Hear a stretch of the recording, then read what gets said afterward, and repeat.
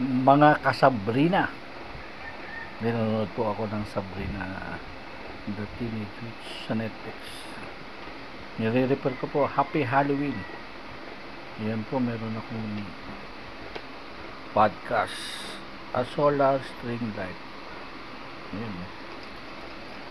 First time ko na po gumamit ng ganyan. Although solar house na marami, high-tech na po. Pati mga e-vape. Tumatay nga ako eh. Lahat siguro ng tumatay eh, hahawakan, titingnan eh. Actually, bombahan na po. Yung mga laos ata, matagal na yun eh. Tapos, yung ano pa ba yung binombahan na wala. Ang bihirang santo pag sana Pilipinas. Maka muna tayo, maka. Ang maka ko, M-A-K-K. Magaling po ako si Shato dati.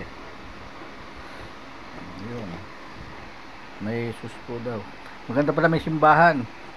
Magandang pamasko to sa akin, no? Oo, magiging. May San Pedro daw. Magiging butterfly. Big din yung lola ko, binispasan. And yet, ang sabi ng pare, siguro naging siya na magandang kaluluwa yun. Pare kasi, tito ko si John Paul II na siya ata. May John Paul II. Mabubustamante mo din.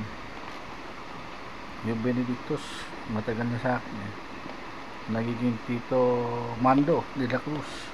Ang gaganda po ng kaluluwa binibigay sa akin. Siguro sa Green Force din. Lalo ngayon, tagkaluluwa. Kung mamamatay, double dead kayo dyan. Yan, magandang pamasko sa bahay. Tatlo po ito May star, may rose.